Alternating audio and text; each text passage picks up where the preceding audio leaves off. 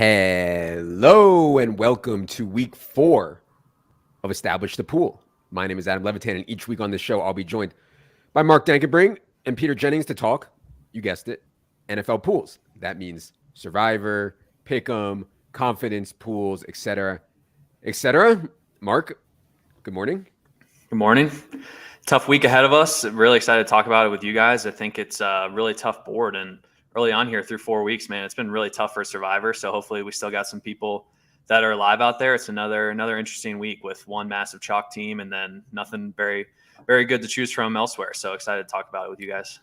I am still live in Survivor. Shout out to me. Although, yes, I had 4 entries. Only 1 is left. But nevertheless, that's a small detail that we will leave out. Peter, coming to us live from some undisclosed location where there's elk or deer or buck or I don't even know what that thing is behind him. Peter, how's it going? Doing well. Up here in Beaver Creek, Bachelor's Gulch at the Ritz. It's paradise. Unfortunately, I'm leaving today, but a little 48-hour workation. So stoked to be chatting with you guys. I have 3 teams left in the Survivor, but I start with 10. So I guess I'm doing slightly better than Adam, 30% versus 25%, but it's been very tough in the Survivor. For sure. On today's show, we're going to talk through week 4 in the lens of pools. I know everyone out there is in a bit of a different format. We're going to talk mainly about normal Survivor, the confidence pool we're running with our friends at Run Your Pool, and also the Underdog Fantasy Pick'em stuff at the end. Want to remind everyone the show is indeed brought to you by our friends at Underdog Fantasy. As I mentioned, we're going to talk through some of the Pick'em game stuff that they have at the end. I think it's an interesting way to attack fantasy and player props. So if you want to sign up for an account, Underdog Fantasy, promo code ETR will get you $100. Matching deposit bonus up to $100. Promo code ETR at underdogfantasy.com.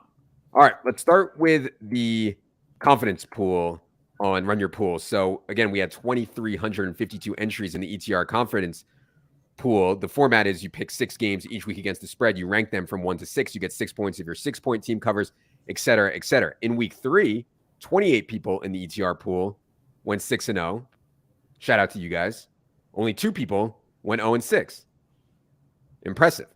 I'm not sure how, but somehow all 3 of us are doing really, really well here. The leader has 59 points in 66th place, and this includes last night's game. In 66th place is Mark with 49. I'm also in 66th out of that 2352 with 49. Peter in 175th with 44 points as well. I mean, we are piping. And I think maybe part of this speaks to some of the line moves that have hit, right? Like, you know, obviously we're taking some of the most blatant line moves from pool to actual.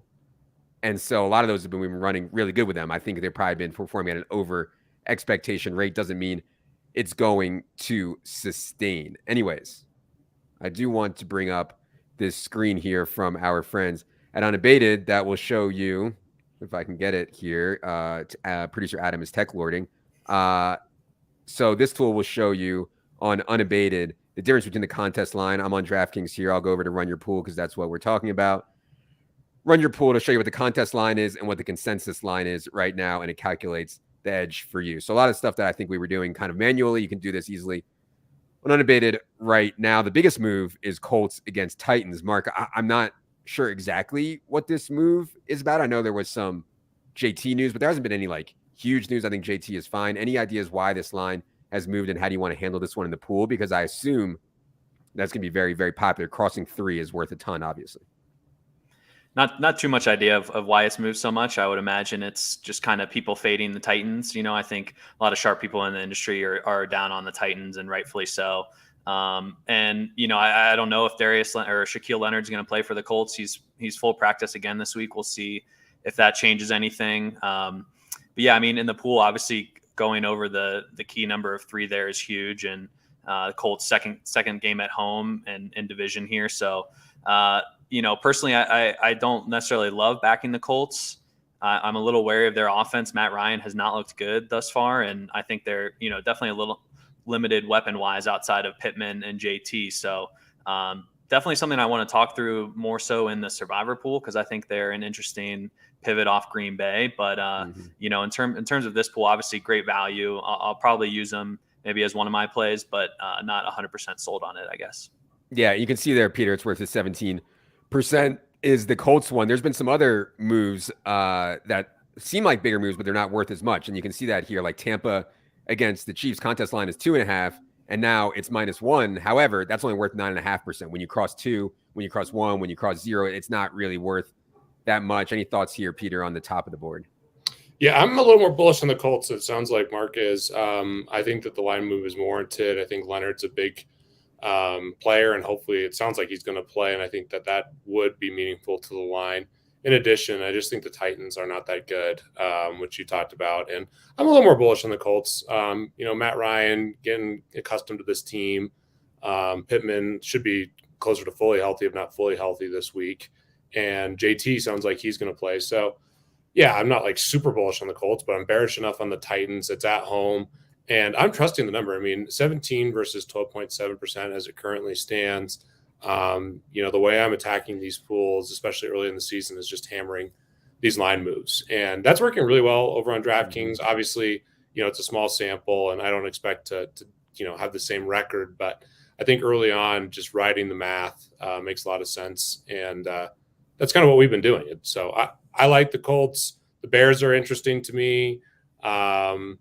The Patriots one is interesting because it's we'll talk about that game a lot with the Survivor, but I'm kind of surprised on that line move. But yeah, the top of the board here looks pretty interesting to me. And the Vikings is a no-brainer.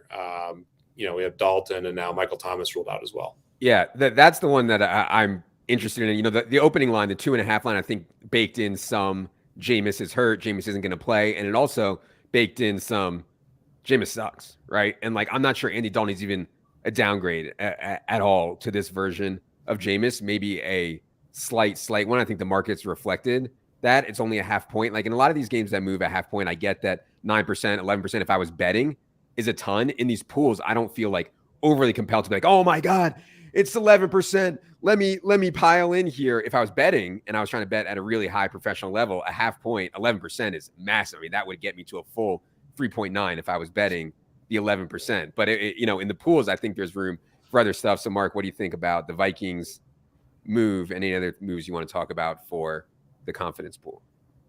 The London games always throw me off. I never feel very confident about teams, flying overseas. And it's just these football players are so routine oriented that I get a little less confident, anytime there's a game over in London. Obviously, yeah, the Saints without Michael Thomas and Jameis. I think Jameis is one of those players who the band of his, range of outcomes is a lot wider than someone like Dalton. I think it's kind of similar to the Trey Lance, Jimmy Garoppolo case. I think the ceiling's higher on Winston and Jimmy G, and then Dalton. We know what we're going to get out of him. So I certainly lean the Titans there, or the Vikings there, excuse me. Especially getting to the key number -2.5 is solid to get. So, but yeah, at the top of the board. I think Peter mentioned he was interested in the Bears. That just looks like to me just a game I want nothing to be nothing a part of at this point, but certainly get some solid value. And it's an interesting matchup there with the Giants. I mean, just have no one to throw the ball to, it seems like.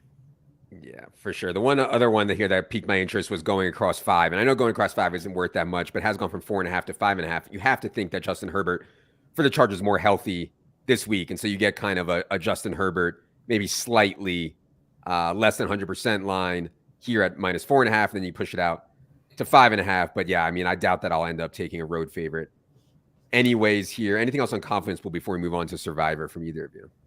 That's the one interesting thing. Hedge life for me, I have a lot of Texans +6 this week. Obviously, a lot of injuries baked in, and you can shop for these prices. And I think one early edge, it's really hard to beat NFL, but it's just really paying attention to injuries. And early in the week, there's some big moves.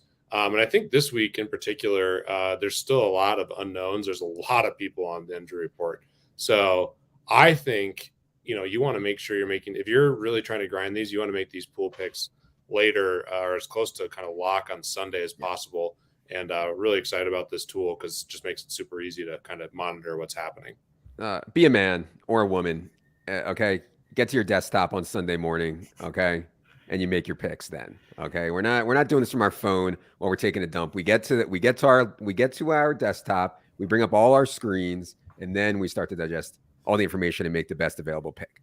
All right. I do want to comment on the Seahawks there too. Uh-huh. They're at plus 4.5 in the pool, and Amon-Ra St. Brown and DeAndre Swift are officially out Yeah. for the Lions.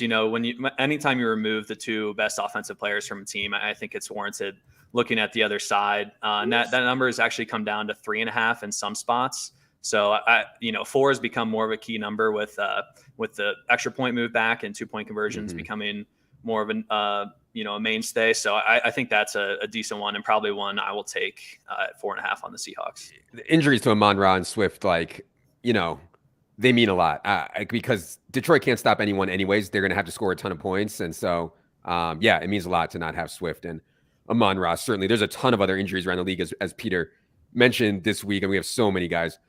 That's a really good call out too on Seattle, because you can see there the +4 is -112 with the unabated line, and I expect that line to get to 3.5. And I could see some threes out there where you're laying -125 or something like that with Detroit. I think we'll see quite a bit of movement because those players are super impactful, and we've done a lot of shout outs to us, but this is a sad situation. All of us are high on the Sun God, and my best ball teams are in big trouble without Swift and Sun God. Yeah, it's really bad. Not to mention restore the roar, #our Lions, all of the futures on the Lions. They really needed that win over the Vikings. Yeah, you need this win this week too over the Seahawks, man. Yeah, if they lose this week, the dream is dead. The dream is dead. That was also my favorite game to stack from DFS, which I know is a tangent, but I was loving these Goff doubles with like Lockett or Metcalf bringing it back, and I still think there's interesting plays there. There's definitely value, but it's unfortunate that some of the best plays in that game are not going to play. All right, let's go to Survivor. So in the big DraftKings $100 Survivor pool, we lost another 1,500 people last week. There's only 3,600 people left out of 13,000 in Survivor. The big one last week was Kansas City. We talked about that one, how we wanted no part of Kansas City. 18% of the field did not listen to us, took Kansas City, and they are busto. And man, 16% of the people last week had the freaking Vikings. I mean, just to add insult to injury, not only do we not get the Lions win, the Dan Campbell Coach of the Year stuff, the division winner stuff, we also have to take the pain of 16% of the fish taking the Vikings and somehow sucking out with a 10-point fourth quarter comeback to win the game 28-24. Very difficult this week in Survivor. I mean, it's not that difficult, I guess, if you're just like, hey, I'll take the Packers. The problem is that we have the data, and the Packers. We start by money line, Adam. I think it's easier to kind of view it. It's top left. Packers are expected to be without Mac Jones. And so you're going to get Brian Hoyer here against the Packers in Green Bay. I think there's obviously the Packers are the best pick. Data from Run Your Pool says 35% of people right now are taking the Packers. The next closest team is 13% Eagles, 13% Chargers, 8% Lions, 6% Steelers, 5% Cowboys, 3% Bengals already hit, and 2% Cardinals. And so there's a huge gap between 1, the most popular team, and 2 and 3 here. So I think everybody here would agree that Green Bay is likely the best pick in a vacuum. We don't play Survivor in a vacuum. Mark, what do you think about using Packers this week in Survivor? I think there's a couple teams. There's only like 2 or 3 teams I'm looking at this week. Obviously, the Packers are one, but we mentioned a couple weeks ago when they were at home against the Bears. I said they have this stretch against the Patriots, the Giants, and the Jets, all at home coming up. So Green Bay, I think at least if you don't use them this week, you can definitely use them the next couple weeks against the Giants or the Jets. So I think anytime a team gets up like 35-40%. I think it's obviously a good idea to fade them. And then hearing Peter be a little more bullish on the Colts makes me more excited about them. Their data coming in, they're at like a sub 1% pick rate thus far on from Run Your Pool, which was really surprising to me because, we mentioned they moved across that key number. And so, I think I would potentially think about using the Colts here.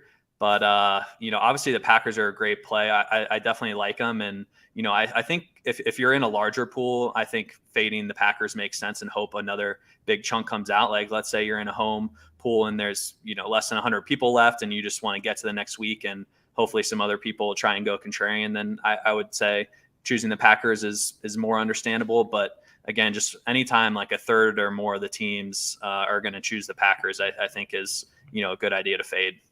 So I think that the question is how good do you feel about the other options, right? Like, obviously, I want to fade the Packers. Do I feel good enough about the Eagles? Not really. Do I feel good enough about the Chargers? Definitely not. Like, I'm not taking the Chargers on the road in Houston. Chargers offense is having a lot of trouble gaining separation right now in the pass game. And so, I would not take the Chargers. I don't think I would take the Eagles either. So it's like, Lions, Colts, like Mark said, Lions without their two best offensive players, I don't feel great about. Colts, I don't feel great about. So there's not going to be a lot good to feel good about. But you don't want to play Survivor scared. Like, you can't play Survivor just trying not to lose. So, Peter, what are your general thoughts on Survivor for this week?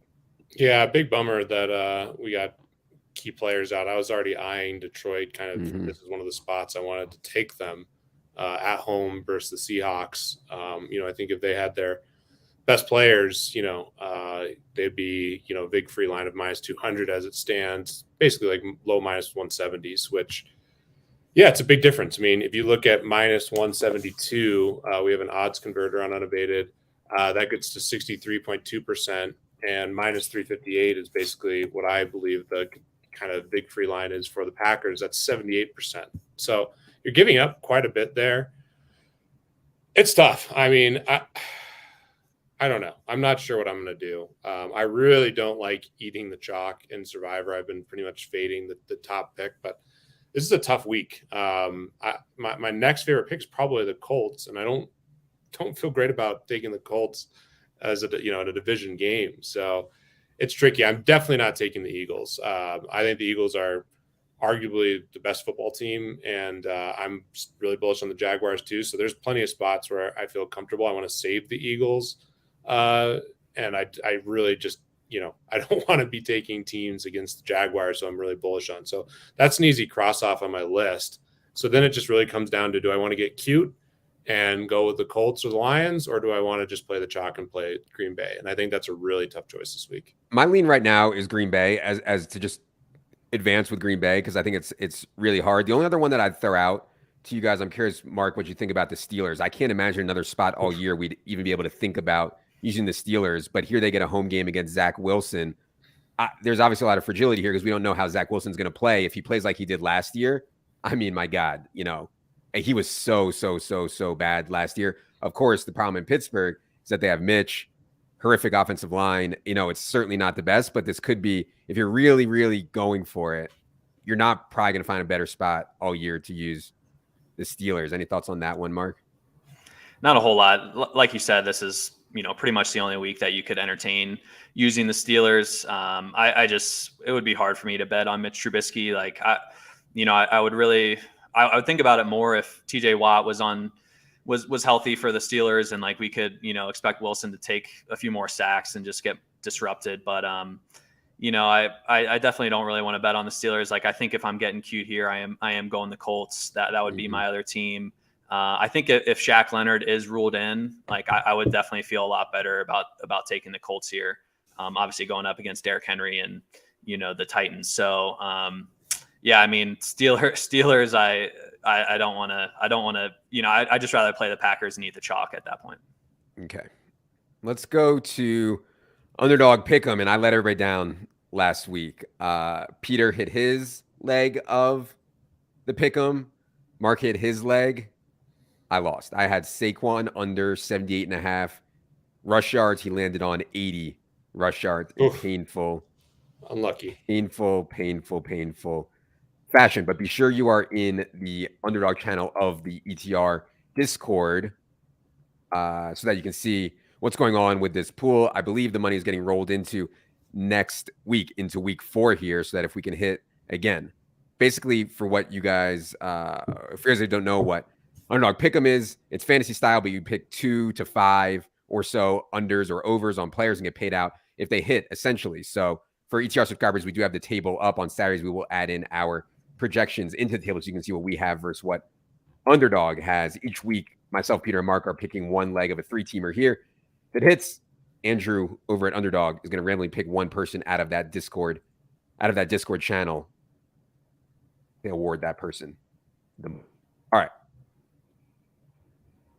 Let me bring it up here, producer Adam. If you guys. How do you do it all, Adam? It's incredible. It's really, imagine. All right. I think I got it. All right. If you're watching on YouTube here, we now have the pick'ems up. Mark, I will let you go ahead and go first here for your leg of the pick'em. Cool. Well, I'm deciding between two overs, which I know will please you, but it's so I think I'm going to go with Marcus Mariota over 246.5 total yards. This is something we've actually talked about in the ETR Slack a bit because we were kind of been high on the Falcons projections. This total opened at 49.5, 49 has come down a little bit, but still pretty high at 47.5 for the Falcons and the Browns. And then this is mainly a play on how banged up the Browns defense is. It looks like they're going to be without Jadeveon Clowney and Myles Garrett. They're also without their starting defensive tackle, Taven Bryan. So missing 3 of their 4 defensive linemen. Their starting linebacker, Anthony Walker, is also out for the Browns. And then their second-year stud linebacker, Jeremiah Owusu-Koramoah, is questionable with a groin. It looks like he's going to play, but he's still a speed linebacker. And, anytime a groin or a soft tissue injury pops up, a little wary there. And then again, we had Leone kind of like triple check this Mariota projection because he's in play for DFS and looked into it. And so, I like the over here. We're projecting about 275 yards combined, and the line here is about 246. So I feel decent about that. And, just willing to bet here on Mariota against this banged up Browns defense. I saw this and I was like, what is going on? Brissett versus Mariota, the total is 49.5. And I respect the NFL market a ton. I'm like, there's no way it has to be right. But I was like, there's no way it should be 49.5. I pinged David. I was like, David, what is going on here? 49.5 Brissett versus Mariota. He was like, yeah, I made it 49. I wake up this morning and it's 47.5. I said, David, I knew it. I told you. IKB, I know better. Market's already down to 47.5 in that game. I thought Mariota would be like a sneaky DFS play, but because this total and their team total is so high, he's turning into kind of a chalkish DFS play. We'll talk about that more on Friday night. All right. We have Mariota over 246.5 total yards. Peter, go ahead. I like that one a lot, by the way. It's something I was looking at. I've been bullish on this Falcons team and played Mariota in cash last week. And, the big advantage the Browns have is at the line of scrimmage, and that's totally disrupted. So you still might know better, but I think that's a really sharp pick. I'm going back to just kind of the bread and butter of how I think you can win in props. You guys have talked a lot about this, and I do think there's occasionally some sharp overs, which I agree with you on that one, Mark. But to me, I'm going back to the well with some unders. I'm debating Elijah Moore versus Garrett Wilson unders. It's really close. I want to bet against Zach Wilson throwing the ball. I think they'll run the ball. I think his upside is more with his legs and just the median stuff. I think for those guys is good. I'll go Wilson, I guess.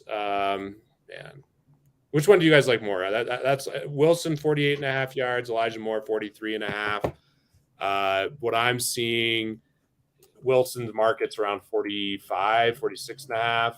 And Moore is like the low 40s with more juice on the under. And I think both those should come down a smidge. Do you guys have a preference out of those two? They're both such good talents. I would actually probably be taking yards instead of fantasy points here. I don't know if that's. I'm going yards. That's what I'm doing. Yeah.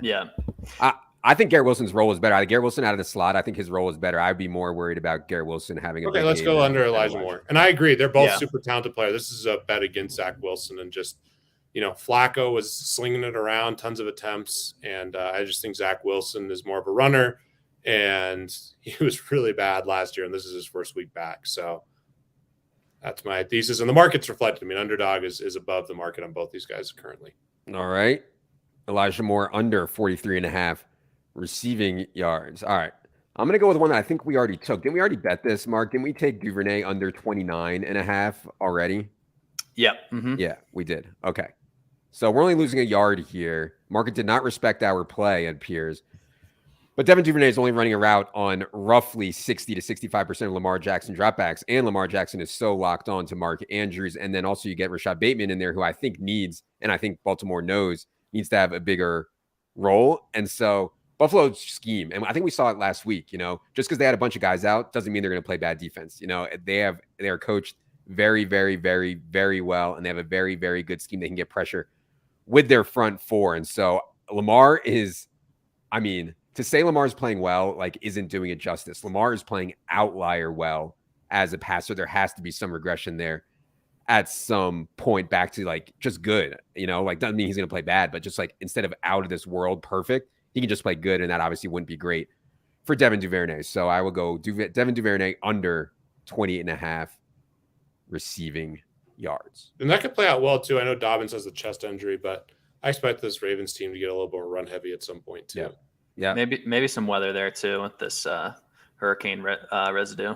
Yes, that is one thing that should be clear to everybody. I don't know what's going on with the hurricane and how it's affecting the rest of the East Coast. I don't think any of these games are in danger of not being played. I more mean be careful if there's wind or if there's rain in the area. We'll be checking into that tonight and tomorrow.